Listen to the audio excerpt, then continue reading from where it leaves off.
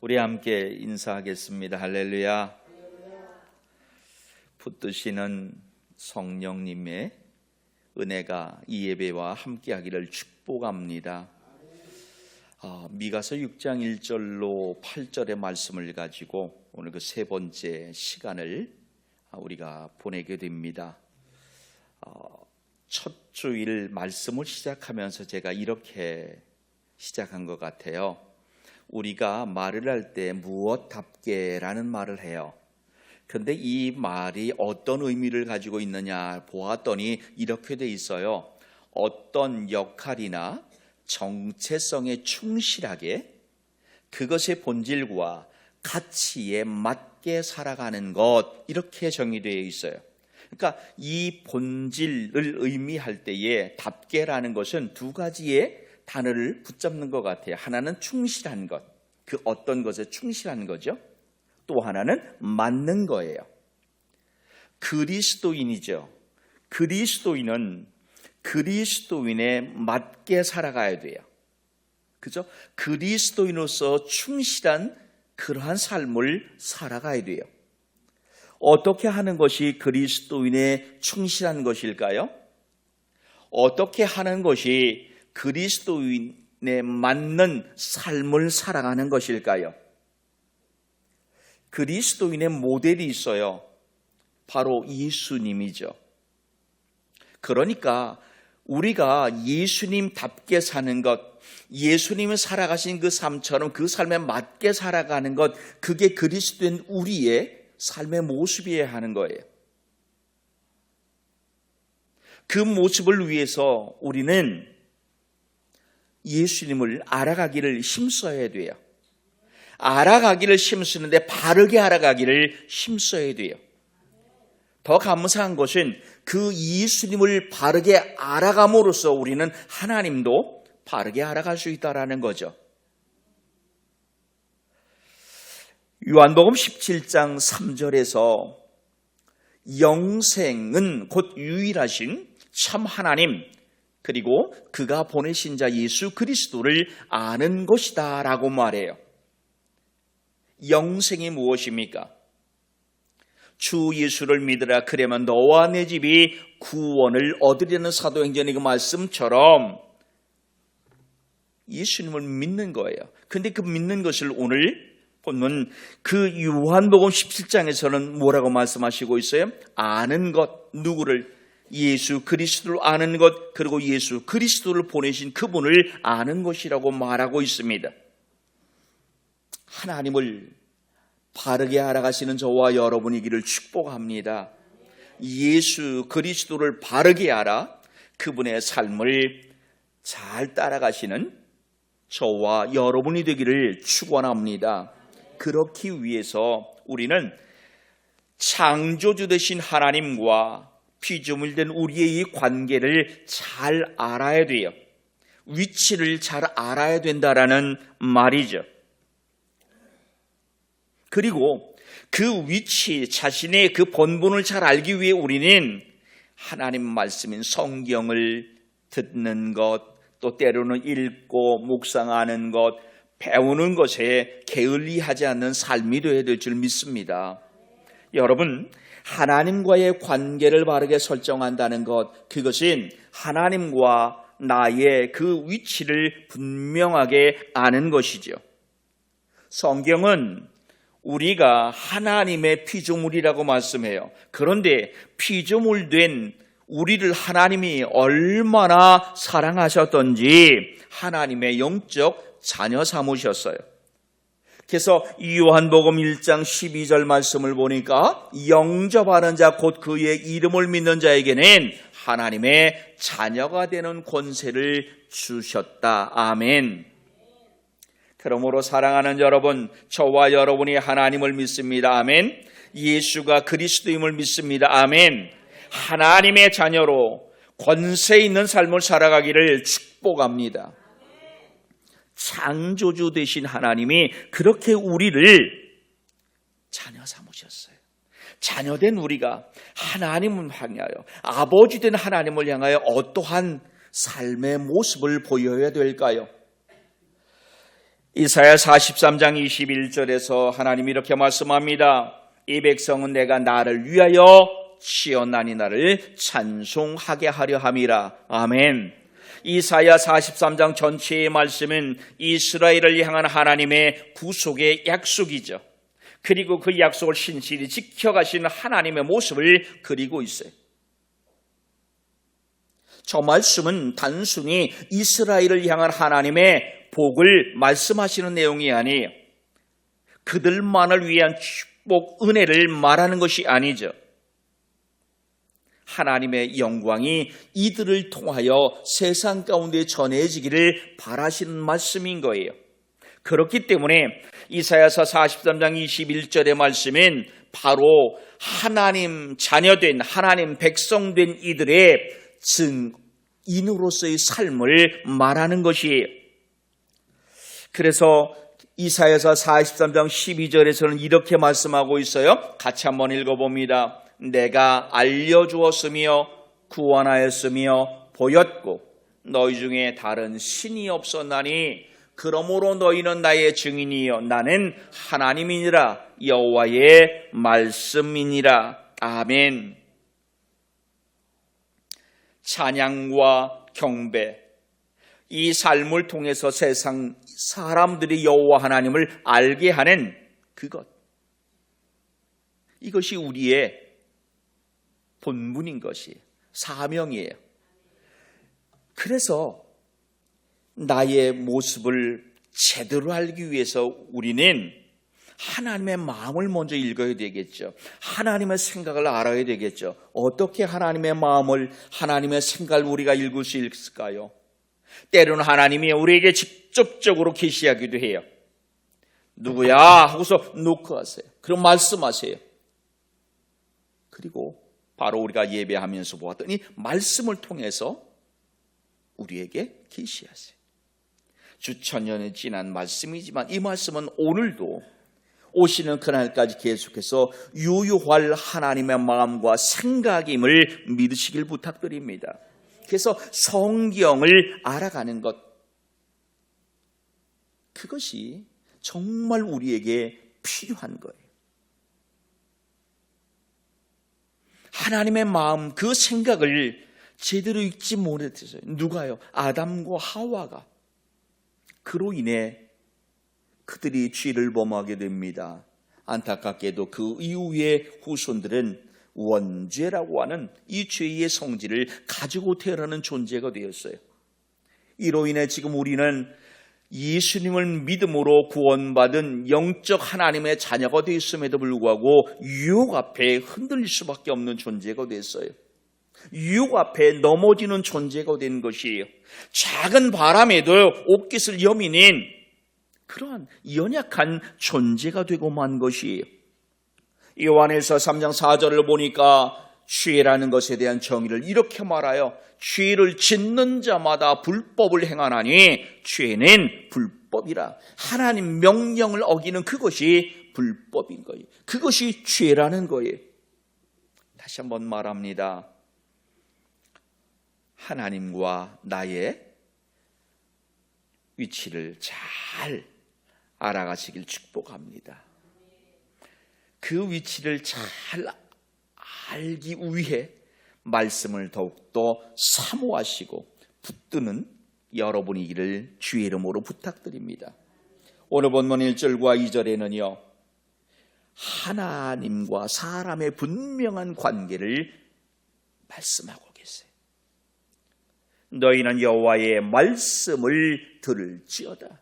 말씀하시는 여호와 하나님, 그리고 말씀에 귀 기울여 들어야 할 사람. 하나님은 말씀하는 분이에요. 사람은 말씀을 듣는 존재예요. 하나님은 미가 선지자를 하나님의 변호인으로 세우셨어요. 이스라엘에 당신을 변호하도록 지금 미가 선지자를 부르셨어요. 미가 선지자의 지금 해야 할 임무가 무엇입니까? 이스라엘을 향하여 그동안 하나님이 어떠한 은혜를 베푸셨는지를 증언하는 것이에요. 대변하는 것이지.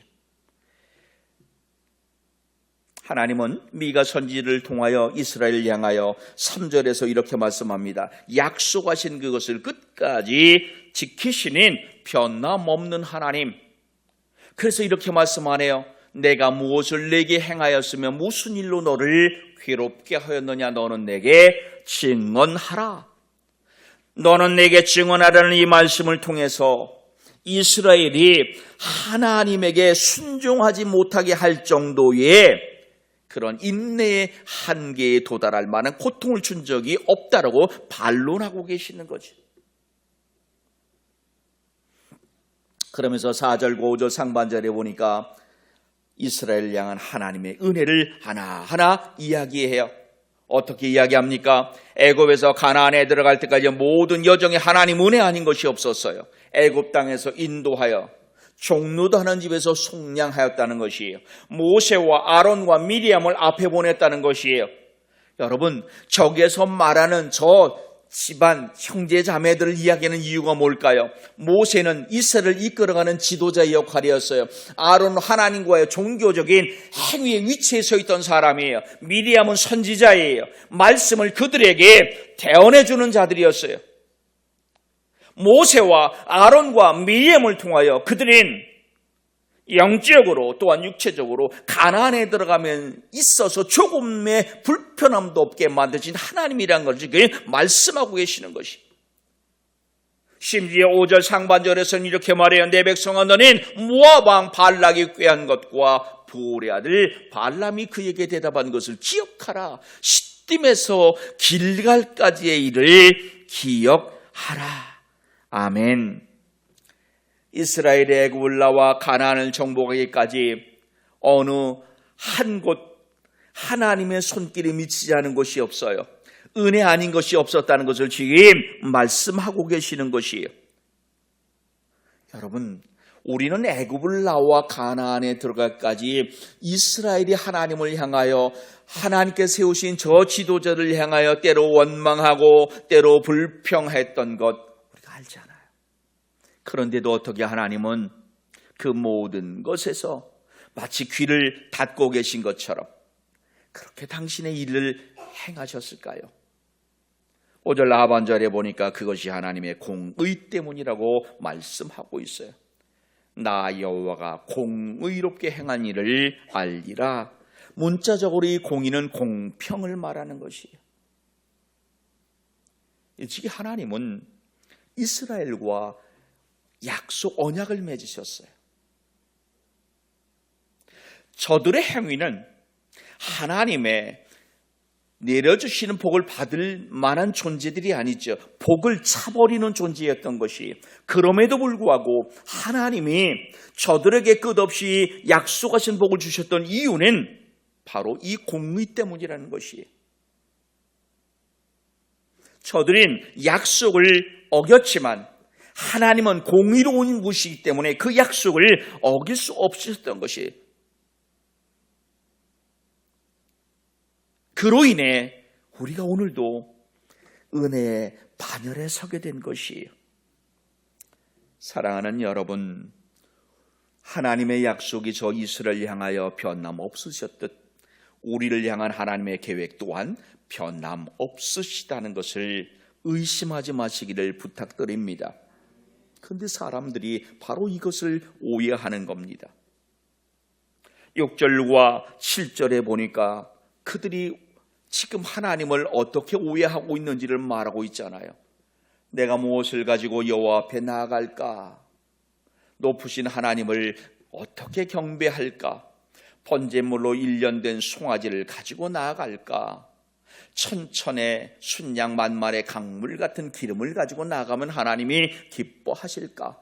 심지어 나에게 허물이 있는데 이 허물을 제하기 위해 나의 맏아들을 하나님께 바치면 하나님은 정말 기뻐하실까?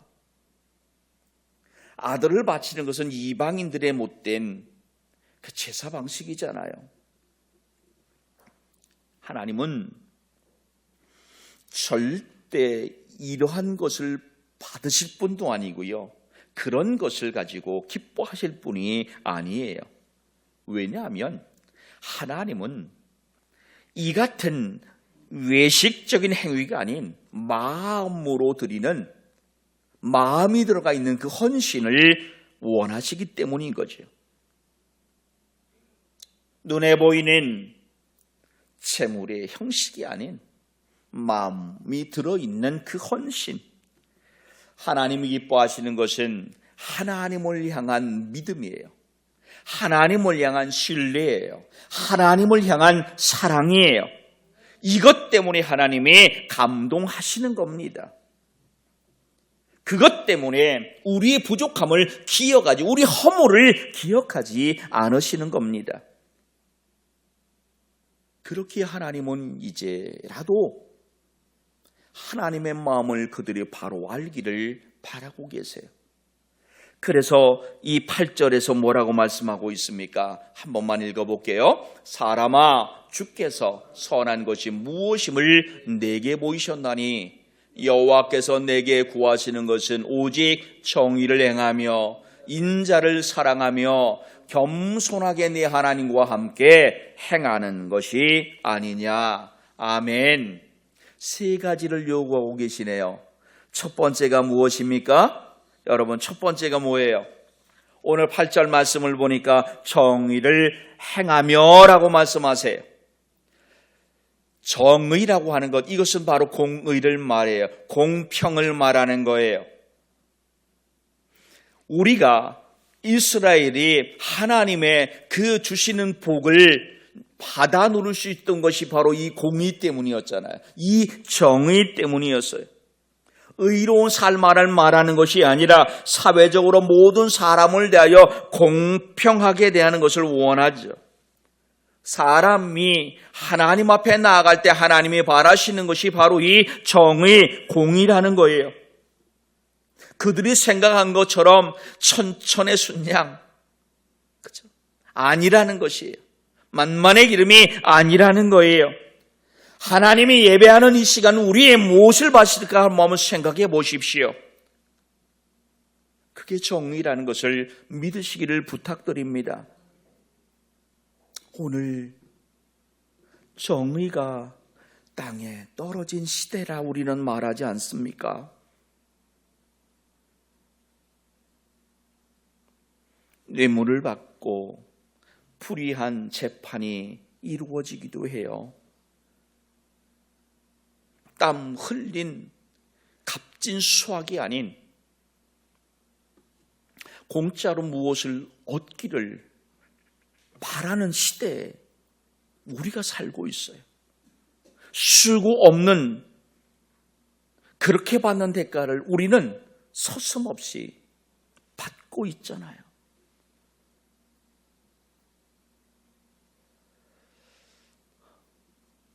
홍수가 난 지역 정말 물이 많아요. 그저 홍수가 나서 물이 넘치는 거죠. 그런데 참 많은 것이 필요하지만 제일 필요한 것이 마실 물이라는 겁니다. 이런이죠.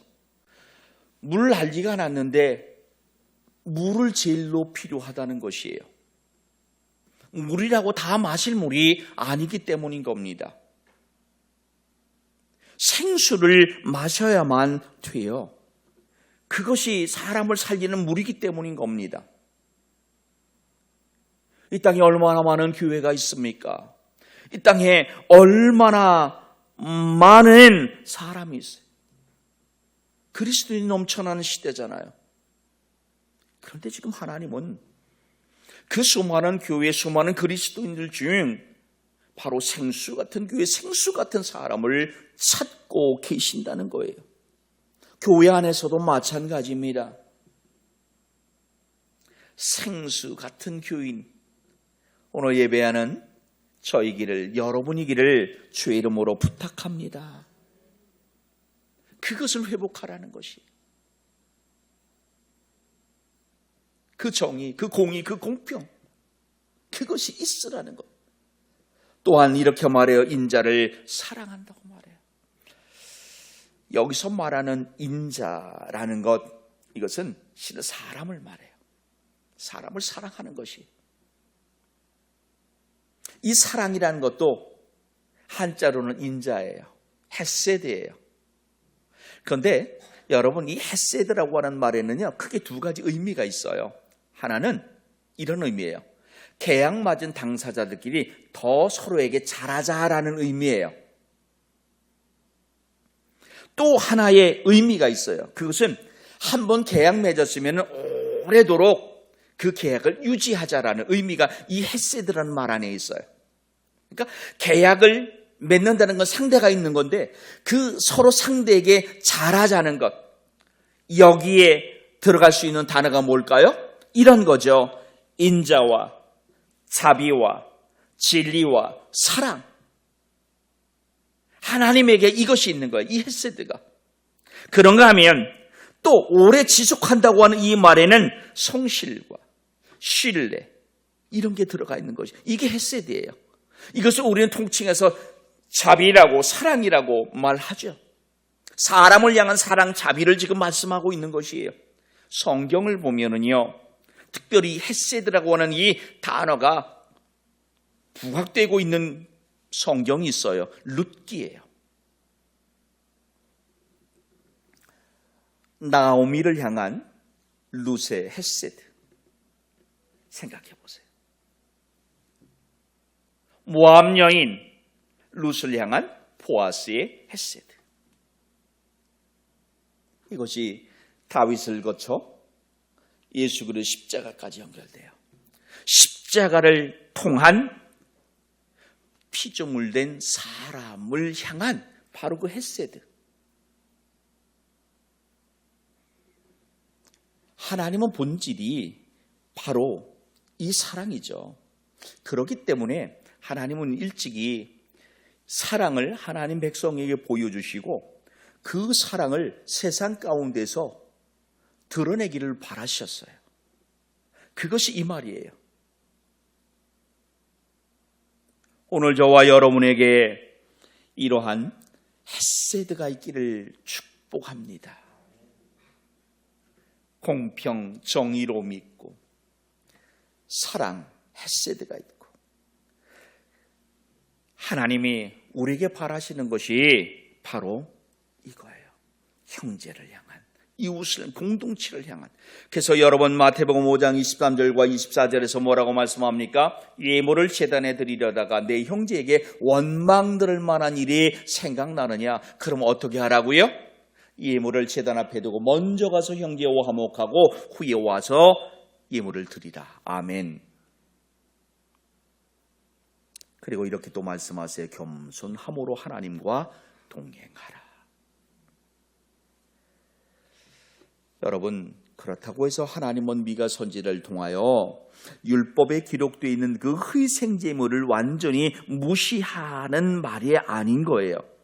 지금 하나님이 미가 선지자를 통해서 강조하시고 있는 것은 분명 죄 사함, 그것은 당신 희생제사를 통해서만 가능했죠. 그런데 그 안에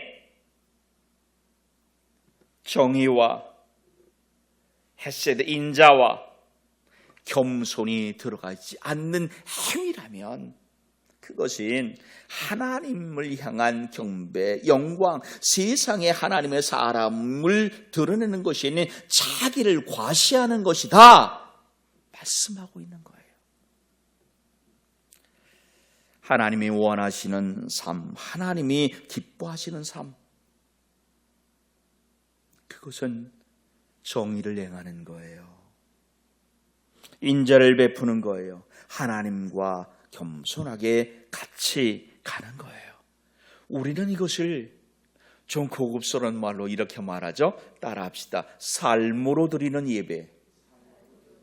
아멘. 하나님을 바르게 아는 것.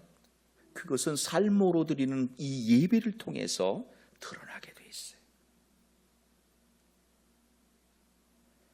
부르시는 날까지 내 삶이 하나님을 향한 예배가 되길 축복합니다. 하나님이 원하시는 삶, 기뻐하시는 삶을 바르게 알게 하옵소서. 정의, 공의, 공평을 행하게 하시옵소서.